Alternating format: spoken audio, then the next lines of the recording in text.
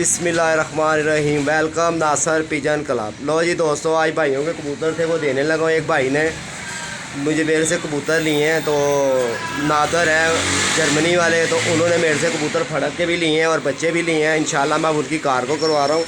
ये डब्बा मैंने तैयार कर लिया है। तो फड़ के रखी यार चोरी तू ज़रा मोबाइल उधर तो फड़ के रख। मैं आता नजर आता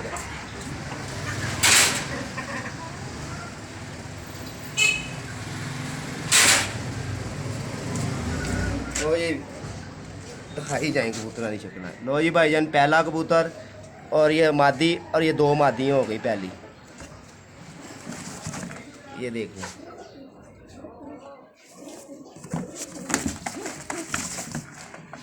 और ये दूसरी मादी भी देख लें भैया। और आपने मुझे बताना है कि नासिर भाई जो दिखाया वही भेजा आपने।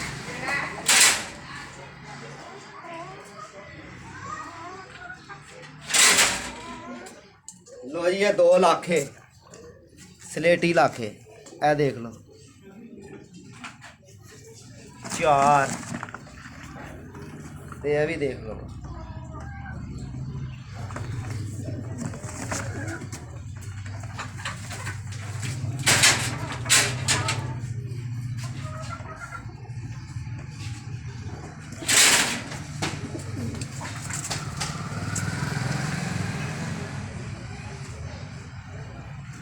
पाँच 6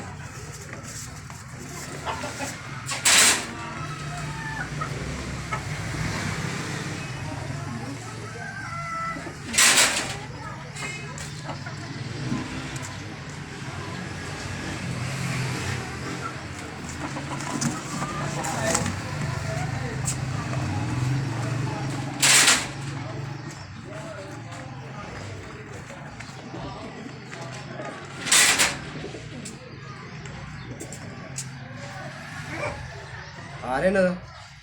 लो जी भाई जी दसी जाना जे, ये वही कबूतर आ रहे ने।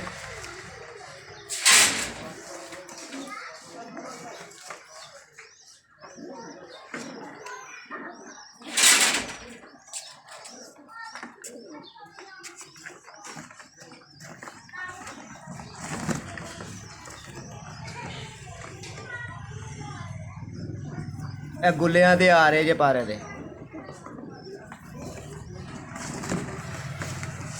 ਇਹ ਤੁਹਾਡੇ ਕਬੂਤਰ ਭਾਏ ਨੇ, ਇਹ ਤੁਹਾਡੇ ਬੱਚਿਆਂ ਦੀ ਮੈਂ ਵੀਡੀਓ ਦਿਖਾ ਦੇਵਾਂ।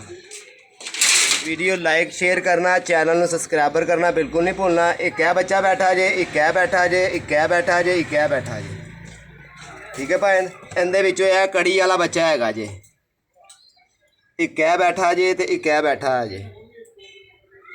लो जी भाई जी ठीक हो गया। नादर भाई ने भाई है ने जर्मनी दे, उन्होंने कबूतर ले 15 कबूतर तो 6 बच्चे। एक इन्होंने गिफ्ट है नाल है कड़ी वाला बच्चा पाए ना। गिफ्ट जो मैं तुम्हें कहा है जे। ठीक है, वीडियो लाइक शेयर करना, चैनल में सब्सक्राइबर करना बिल्कुल नहीं भूलना।